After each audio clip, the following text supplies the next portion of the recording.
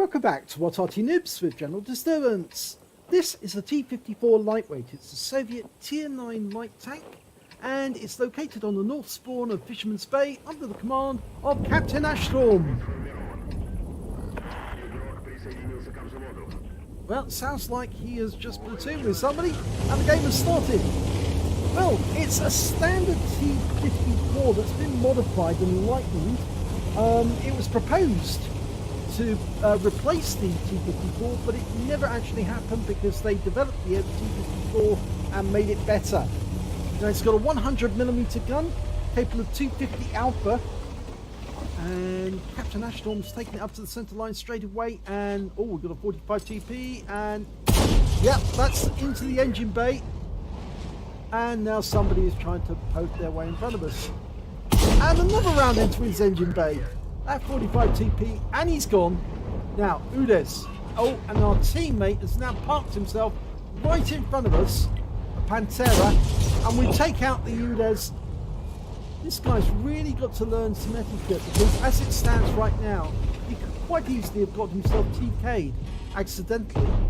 Oh, that KB3 was wiped out.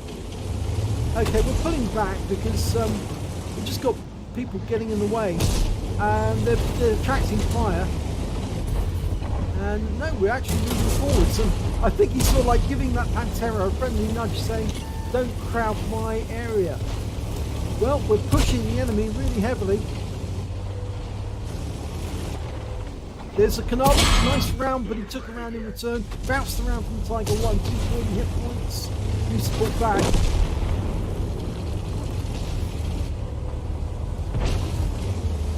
Okay, now, seems that the enemy are better over on this side of the map. There's an E50 over here, and he can get a better angle on the Carnarvon. Now he's actually consumed with that SP1C and a an LT432. That's a Soviet Tier 8 Premium. Can we get shots on that AMX? I think so. He has been spotted. Carnarvon? Well, he didn't get a hit in, but he bounced around from the Carnarvon, and he was nicely angled to do that. Let's see if did those bounces leave marks? No, they didn't. Oh no, one of them did. Look at that.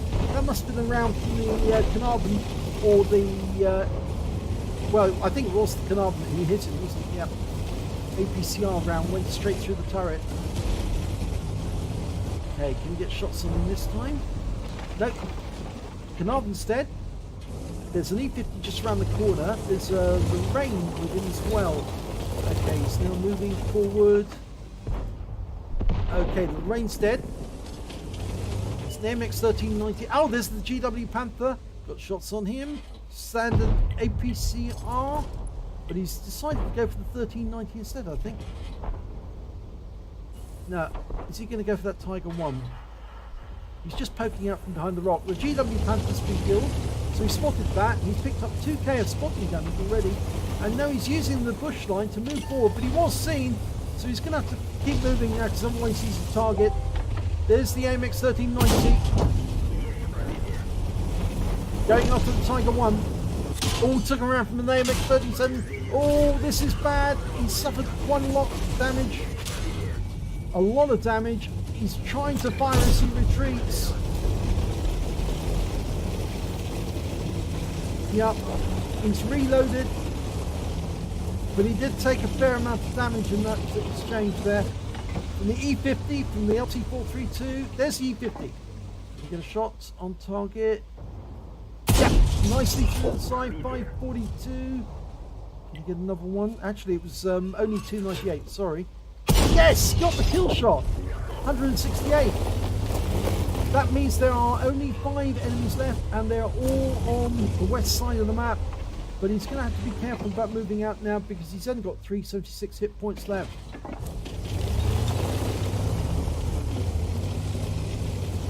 Okay, so he's just spotted. Oh, he's been seen. He's moved. Get below the ridgeline. Don't want to get hit at this stage with such low hit points. It would be terminal. Okay, so he's using the rock, moving up, using the bushes. Nicely done, quickly moving. Oh, he's been seen again. needs to get out of there quick, because otherwise they might decide to fire at him. And yeah, they are firing at him. Yeah, most definitely firing at him. Especially that Wizzy 11114 who's come really close. There he is, short distance away. He's not looking at him at the moment, they're looking at the ME. So I think he could actually engage the Wizzy 11114.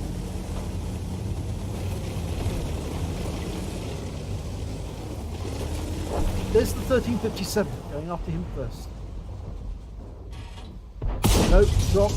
It went low. He was seen as well when he fired. Okay, they just lost their Wizzy 11114. They've lost their LT432. There's only one enemy left. It's that AMX 1357. He's the other side of the ridgeline. But Captain Ashlam's going to sit in the cap here and put pressure on him. Or is he? Yes, he is. He's going to force him to come over that ridgeline, and then the guys can get him.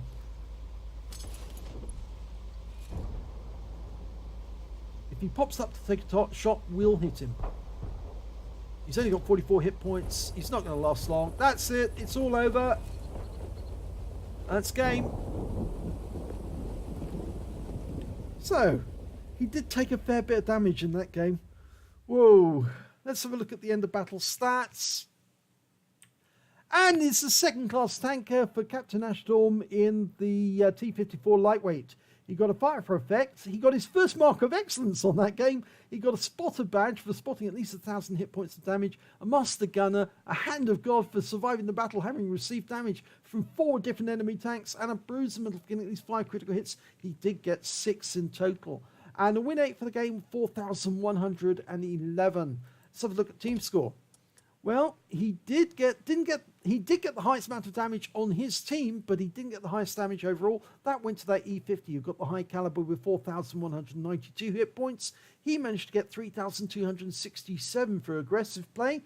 And when it came to kills, it was the Conqueror who managed to get the most. He got 4 kills. Then there's a whole bunch of tanks with 2 kills, including Captain Ashtorm.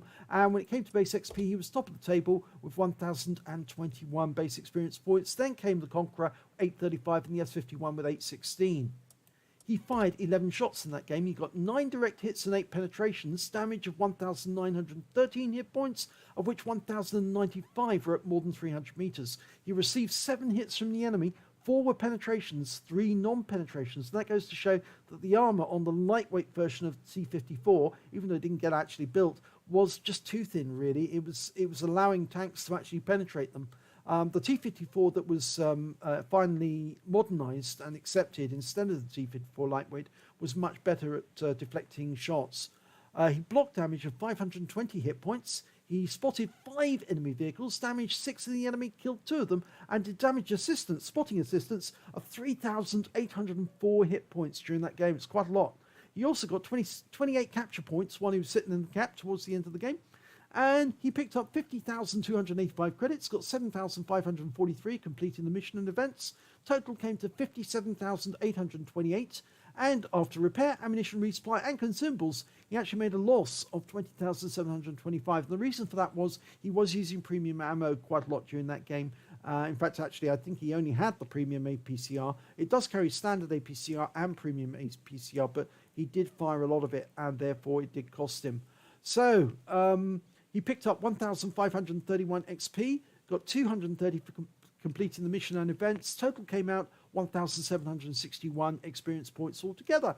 So nice to get the first mark of excellence and to get a spotter badge as well. Just a pity that some of his teammates were a little too aggressive, pushing in front of the guy who was the best player on their team. And they're just kind of blocking his shots, which was not on. But I suppose they didn't know at the time that Captain Ashtorm was the best player. But they must have found out at the end and realised, oh, we made a bit of a boo-boo there. Anyway, if you enjoyed that replay, please give it a like and do subscribe to our channel, and hopefully it'll be your replay that I'll be featuring in the next video.